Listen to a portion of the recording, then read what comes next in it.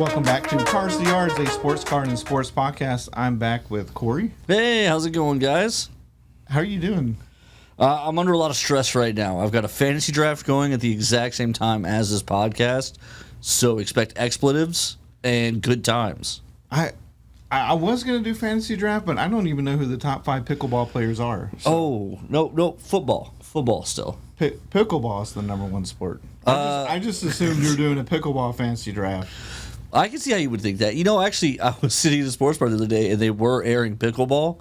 Yeah. But that's because the only other option right now, I think, is Little League World Series. So yeah. Well, I think pickleball was something that would have been on the Ocho. Like every year, ESPN for a weekend does the Ocho. They did it this year. I don't know if you got to tune in or not, but they had the Microsoft Excel Championships. They did. And that's exactly what it sounds like. We talked a little bit about this on Nerd News Now, and it was... Yeah, they aired some interesting things. But, like, the Ocho has become, like it's an annual kind of joke, fun event. Yeah. But, I mean, pickleball probably would have started on the Ocho, but now they're trying to legitimize themselves. It's very serious. They take themselves very seriously. And we'll get to that news in a second. There's actually news about pickleball on the show today, believe it or not. Probably first time, last time we'll ever talk about pickleball on Cars to Yards. Yeah, hopefully. Do you need to draft a punter? Oh no, I got Tyreek Hill. We're in good shape. That's good. You should never draft a punter, or should you? If you're trying to fake out the other guys, round one. Just keep them guessing after that. As long as you have a keeper league, I guess. So you're talking about fantasy sports. I assumed it was pickleball, it was football. So I guess people still like football. We'll talk about football for a second. Okay. Actually, huge news. Huge news. Genuinely huge news. I'm never serious on the show, but the last time I was serious was when the whole Topps coup was going down. Yeah. You know, and I was going to, as a personal investment, invest in Topps. So I was excited when they were going to go public. And then Fanatics kind of undercut them by taking all the licenses, right? And then Topps goes down, and so they buy Topps. Well, we might be in the midst of a similar type situation. We knew for a while that Fanatics kind of swooped in and bought all the licenses besides hockey. They left that upper deck. Yeah, the car world has been in kind of this weird future doom kind of feeling because the 3 major sports have been marching towards Fanatics.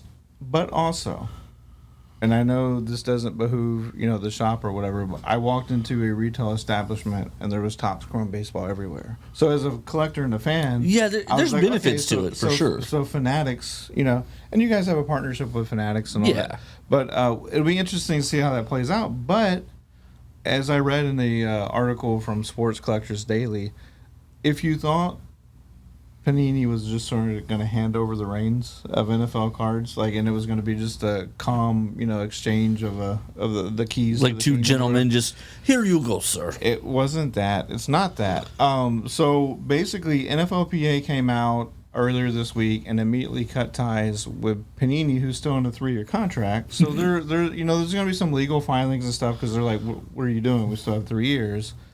And so Fanatics, meanwhile, is going like this because they have the Topps, domain of being able to produce cards. People cannot wait for Topps Chrome NBA, Topps Chrome NFL. Right. Stuff like that. And so now, Panini's in this weird spot where, well, what are we supposed to do? So I guess the response was sort of just like, well, we're going to release Luminance anyway, which I don't think would be an issue because it was already produced. But if you're Panini, what do you do now? Do you just wait and let someone call your bluff or call their bluff as far as was there going to be actual legal action to where someone's going to come and take these, cards off the shelves or whatever? Or do you just start doing that, what I call the airbrush crush, because I can't stand when the logos are airbrushed off cards in baseball. They produce some nice baseball stuff, but to me, I just never touch it because there's no logos and I can't stand that. Yeah, so there's going to be... So, I don't know how good the lawyers are going to be in trying to stop the PA, because the PA technically has the right to cancel a deal at any time. We're not contract lawyers, but in most contracts, there's a happy party agreement kind of deal where if one of the two parties isn't happy, they usually maybe there's a penalty or a payment or some sort of blood they have to extract, but ultimately they're able to get out of these arrangements. So I think the PA is probably within their rights to say, okay, we're done with Panini. And more than likely, this probably does have something to do with Fanatics waiting in the wings. But there's nothing Panini can really do about that because their agreement is with the PA, and the PA is free. I mean, it would be like if Fanatics is the new boyfriend and your wife shows up with the divorce papers. Like, he's why, but you don't get to do anything about that in court because you have to deal with the party you're involved with. Unless you want to be brother husbands, then you're set for life. That's true.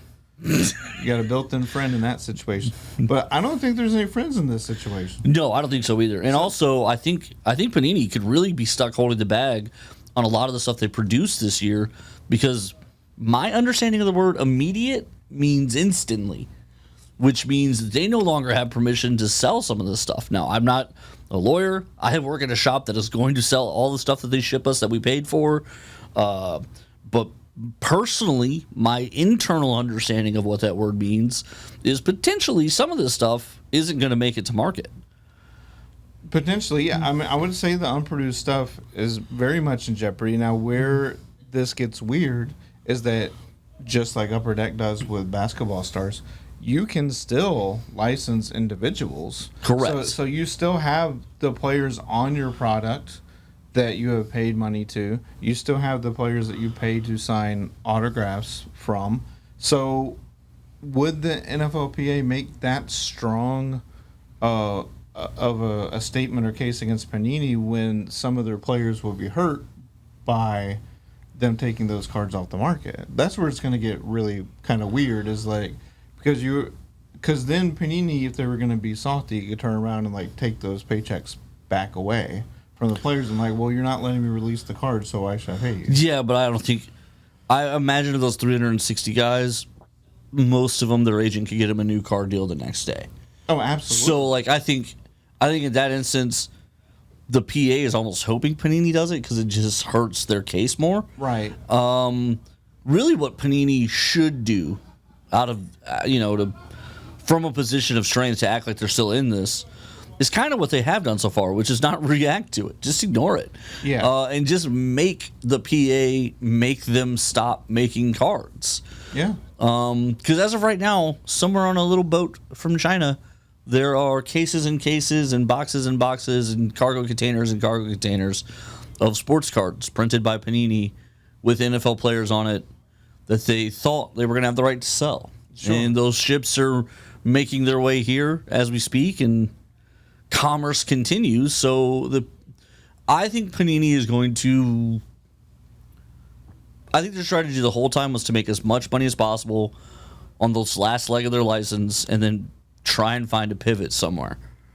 Well, because if anything, they still have a 3-year contract, so right. They might be in the right, and maybe it's like a bully tactic. But I'll tell you, like this actually came up previously this year in the collecting market with Disney Lorcana, because Magic the Gathering, was suing, basically saying, "Well, you guys stole our thing," which it's a trading card game. So I don't know if you.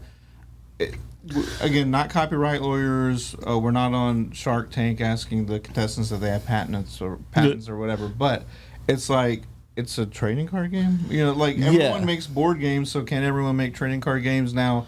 I think their issue was maybe some workers went over. It seems like the lead had that issue with Fanatics too.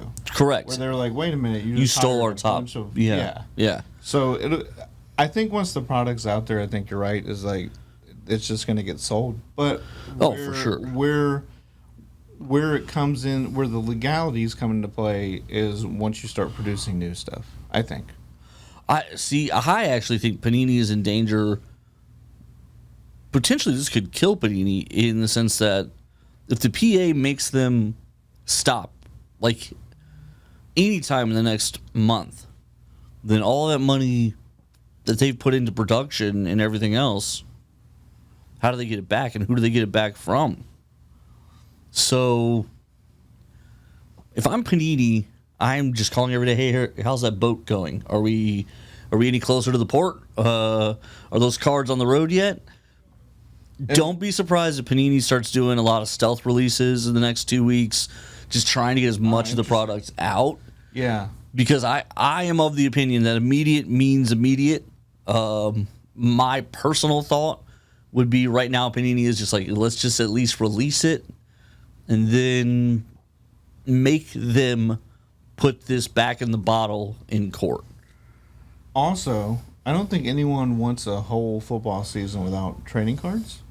So even if we certainly don't, right, but even if Fanatics was like, oh, we're going to, and again, we don't really know Fanatics' role in this because this was the NFLPA via a sports agent, via right, a sports reporter. So we really don't know who is actually in this play, but if I were Fanatics, I would sort of let them finish their run out while you're developing your own product, because the only other option is just to, let's say they get shut down in the next month.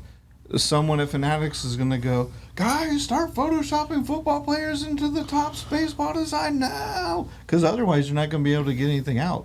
So two thoughts. One, I think it only helps Fanatics if there are no football cards this year. The hunger for next year would be ferocious. Yeah. Two, if Fanatics isn't ready tomorrow with a whole new run of cards, they're ready. They're ready.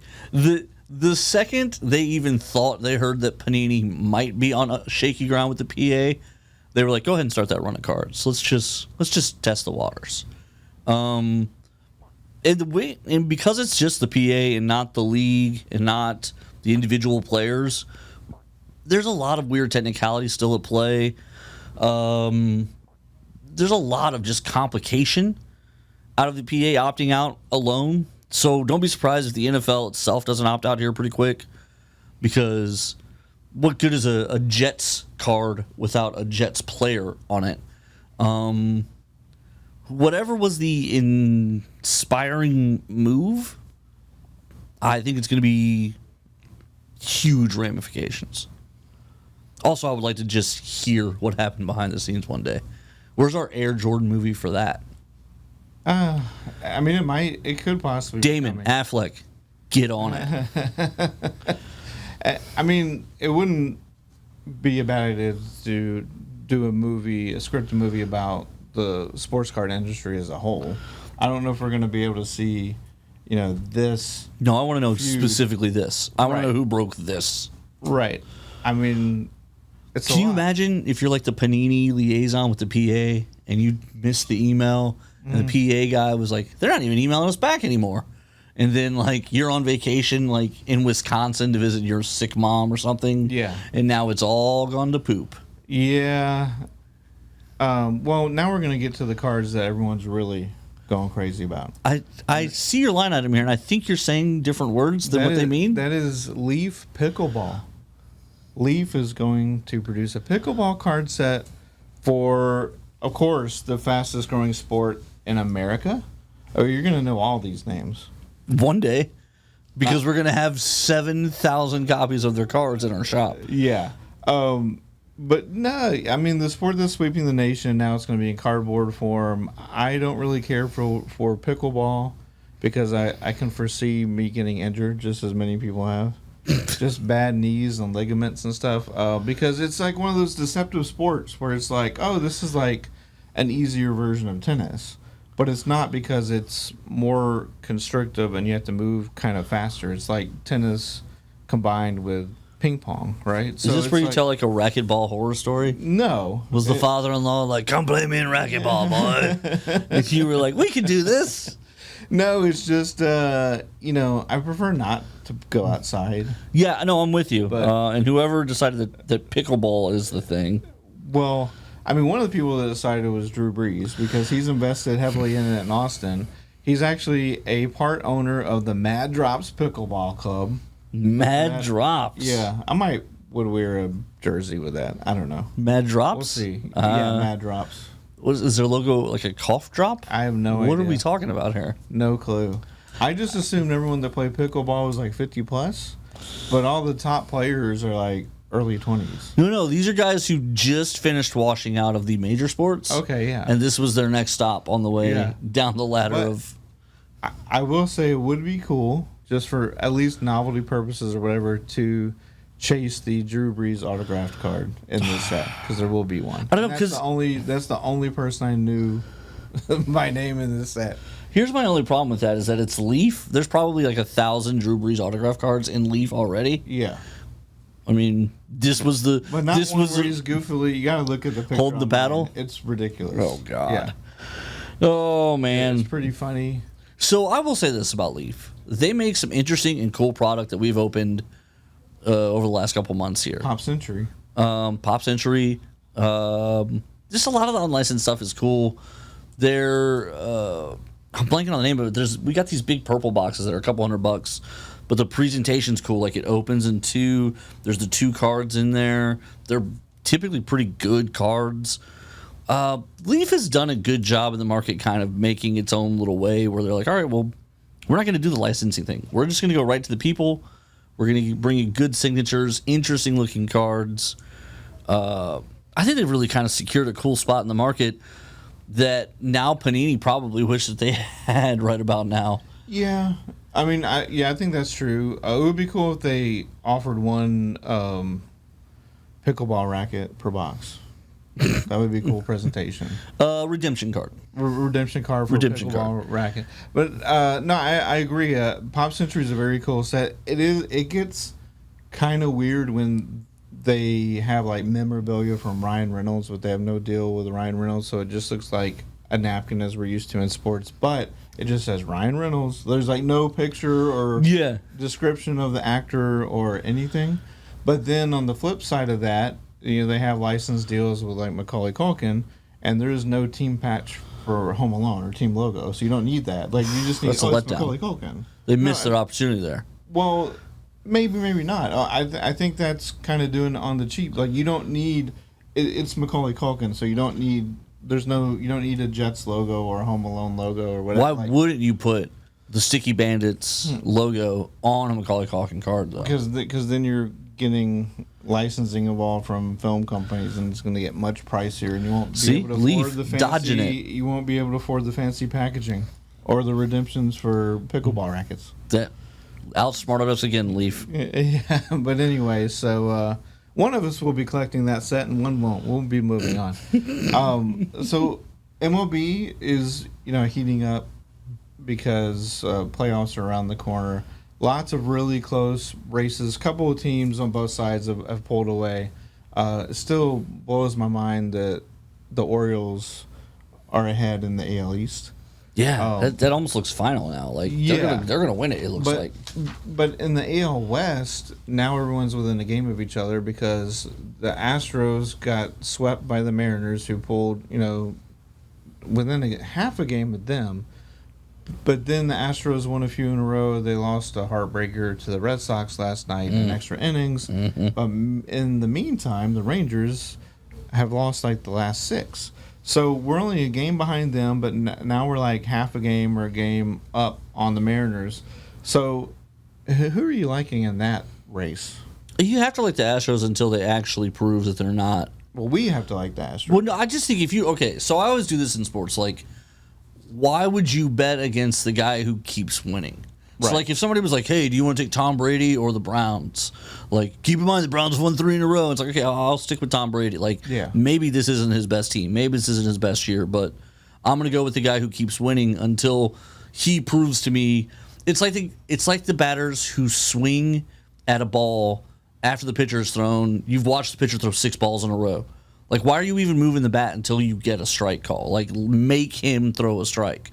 So, to me, I'm going to keep just riding with the Astros until someone eliminates them. Now, if you're the Rangers, it works almost both ways. Every day close to the end of the season, maybe you give like a half sigh of relief. You're like, oh, we're almost there. But then every time you look at the standings and we're a half game back, that half sigh turns into like a half, like a because we're not going to go away. We're going to they just keep coming.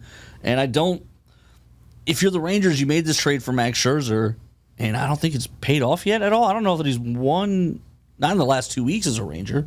So, like, his last 2 starts didn't get wins. So, I think you got to be starting to get a little nervous that, like, even the moves you made to stay ahead of us, ahead of the Astros, didn't work.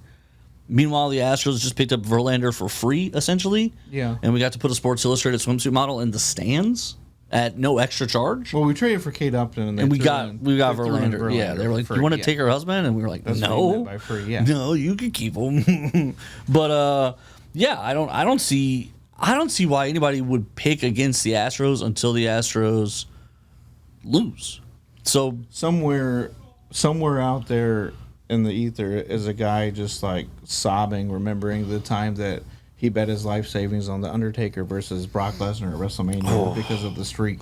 So I gotta be honest, but go ahead. When you hear betting odds on wrestling matches, I tend to have to remind myself there's a guy writing the ending to that. Yeah. Because they do a whole bit with DraftKings now where they're like, how many chair shots to Christian's head? And it's like, well, it doesn't particularly matter because someone's predicting that. Like someone it does make you wonder behind the scenes, like, are we gonna see like a where's our betting scandal? Yeah. It's coming. Are we gonna see like a 30 for 30 about, in 10 years about no, Vince McMahon was writing the outcomes to wrestling matches, but Freddie Prinze Jr. gotten for collusion and racketeering. But in this case, I will take the Undertaker, which Astros. Yeah. But I was saying from a national perspective, no one's picking the Astros because everyone hates us. No, and that's fair. Mariners. But that's a dumb, if you hate the Patriots because they always win, don't bet against them, for God's sakes. Well, bet against them now. Well, even now, I don't know. I feel like they're about to win 10 games again just on accident. We'll see. I don't know about that. Other big news from the Astros division, unfortunate news. So Trout's back on the IL, so his woes continue. Long-term injury woes. And then Ohtani, he is not on the IL, but he's not going to pitch again the rest of the season because of a torn ligament in his arm. So very unfortunate because this guy is going to win MVP by a mile. He's not even a generational player, like once in a 5 generations. There's something really unique about him for sure. Yeah. And so that, and they're just, free falling within the division. And then the Yankees were on a big losing streak, but Aaron Judge single-handedly got them out of that yesterday, hitting 3 home runs in one game for the first time in his career. And now they're only 17 behind the Orioles. I'm going to say that as much as possible. 17 games back behind the Orioles. Yankees still in last place. They're going to finish with their worst finish since like 93 or something like that. Well, but if you remember, from 93 comes like those 96 through 2000 teams. So, I mean, a little humility pie, a little humble pie, never hurt anybody. Right. Really, the bigger story I think is the Angels. Just how many hundreds of millions of dollars can you give to 2 of the best players in baseball to never really have a shot, realistically? They haven't given Ohtani the money yet. No, and they won't. And he'll get it somewhere else. But they have 2 of the best players in baseball, and they've never been able. It very much reminds me of those Rockets in the Yao Ming era. Yeah. Where it was like Yao Ming, Steve Francis, Yao Ming, Tracy McGrady. Were just, every time one of them was perfectly healthy, the other one was hurt. And you'll just have like an 8-year run of like, what if? Yeah, and similar, with Andre Johnson and the Texans, or even Watt and the Texans, just even though we made the playoffs, just kind of not being able to put all the talent together at once. Yeah. In that case, but I think in the case of Trout and the Angels, Trout has 1 playoff appearance. And whenever you're giving one guy $53 million, even though he's an everyday player, well, now he's got all these long-term injury issues, and it's not all of a sudden. And you can't put that money into pitching, which is where they've been really hurt over the years. And Ohtani solves both, but you can't give him the 90 that he's probably going to get. I mean, he's going to have to go to, I don't know, Yankees, Red Sox, or maybe Dodgers, like, to get the 90, but that's probably what he's worth statistically. No, honestly, I think any team in the league would write the check for this. And it might look weird, like, let's say the Pirates closed the deal. I think they would write the check to get Ohtani. It might look bizarre as an organization where they're like, here's $90 million Ohtani, and the rest of our lineup is $85 million. AAA or whatever, yeah. Right. So but I do think any team, it would be embarrassing if you were a fan of a team and you found out that they didn't even at least call. Yeah, they got to go for it. They got to at least call. Even with this injury, he'll bounce back. They haven't announced if he'll even need surgery or not. So I'm going to somehow be able to get pickleball and soccer into the same episode, which will never happen again. And you guys thought soccer was probably done since both World Cups have passed.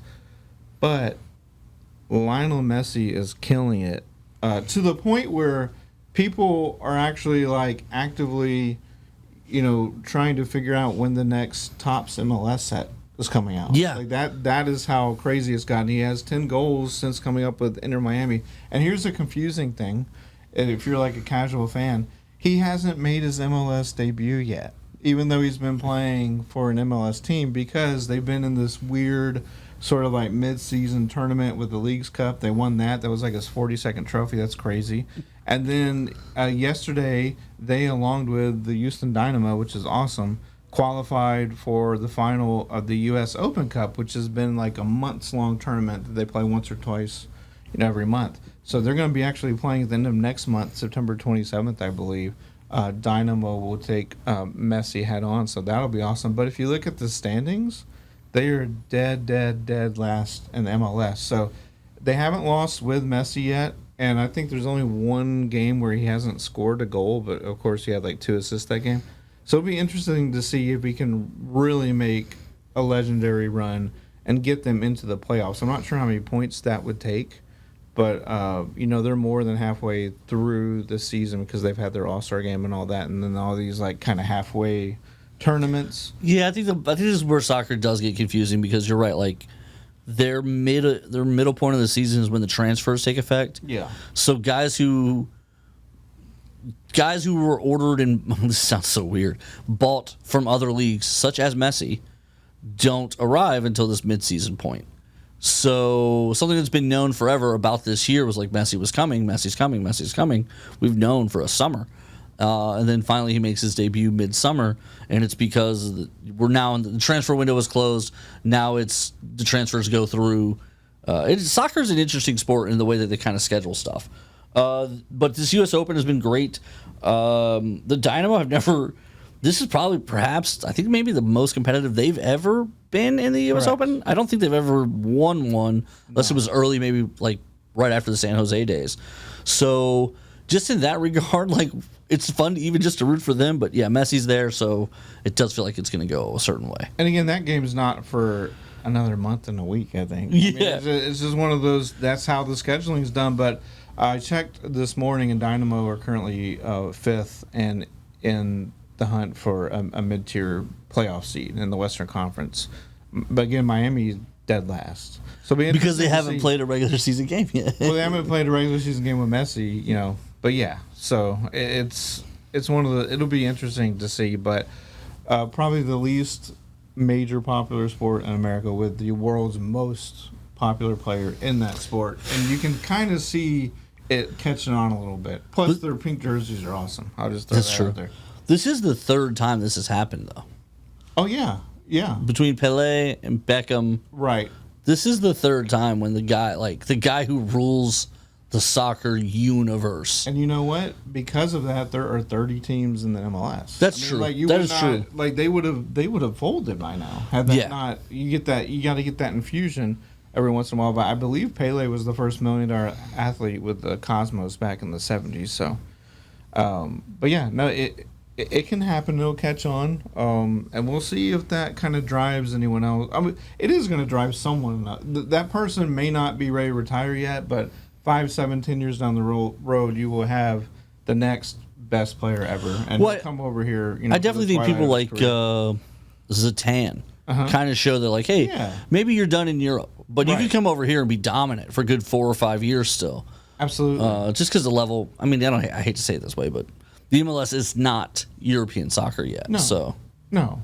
it probably never will be, but that's okay. Just like the CFL will never be the NFL. I mean, but it's still Well, yeah. that's the Premier Football League of America's hat, so it's fine. Okay, let's talk about some new and recent releases. I'm on cloud nine with all these Marvel releases, and I think the newest one from Upper Deck, What If, based on the Disney Plus show, is awesome. I don't think it's going to be for everyone. It lacks sketches, it lacks autographs, but there's a lot of big short printed serial number stuff. They have the Black Diamond in there. They have Jambalaya. This one really caters to people who used to collect Upper Deck sports back in the late 90s, which is myself. One per pack, you get a $19.99 Upper Deck base card. And of course, it features all the characters, in their animated What If form. You have the big case hit of glow-in-the-dark zombie cards, which I haven't even seen one yet. And then you have lenticulars. You get one acetate per pack at least, which is awesome. I just think it's got a lot of nifty, cool-looking cards in it, and it's a good price point. My only complaint is that it feels very late. Because I don't think the next season of What If is anytime soon. Mm-hmm. And then last season was so long ago at this point. Yeah. But I mean, that's kind of how these products have been, and that's it's Upper Deck playing catch up. But I like it. It's cool, and it's also you could buy 8 boxes for the price of one Marvel Masterpiece right now. So. I mean, just looking. You can buy a lot of things for the price of one Marvel Masterpiece right now. Yeah, you could. You can buy 2 of me. And then we mentioned the whole Panini thing. Well, they did drop a product this week, Luminance. So I guess get that while you can. Or I don't even. But that is the first or one of the first products scored for this season to have the draft picks. Right. And I believe that one has on-card autos of said draft picks, or some of them. And then you guys have an interesting product that I'll let you talk about, the Under Wraps NFL Draft Mini Helmet. Yeah, this is exciting. So Fanatics just released... typically the mystery box mini helmets, we do the mystery box thing, and we love it. But they come from, TriStar or some of the other ones. Nothing wrong with those guys. Great vendors. But the boxes aren't necessarily the most well put together in the sense that, they put just a bunch of pictures of the potential helmet guys. Oh, you might get one of these guys, and then they kind of leave it alone. Fanatics has just released, the sexiest looking NFL Draft mini helmet boxes you can get. So it's Under Wraps NFL Draft mini helmets. As near as I can tell, it's just the NFL Draft class. So it's already exciting because everyone likes the rookies. And then if you don't get a rookie, you basically are hoping for, a great player, right? So in this one... they're doing these fun unique colors ones. There's going to be some that are numbered 1 of 1, but for the most part, it's all just rookies. So all the year 1 players, your Bryce Youngs, Will Levis, Will Anderson, Anthony Richardson, Jordan Addison. So it's exciting because these young guys are the ones you want on a little mini helmet. So you can give them to a kid and you can be like, hold on to this CJ Stroud.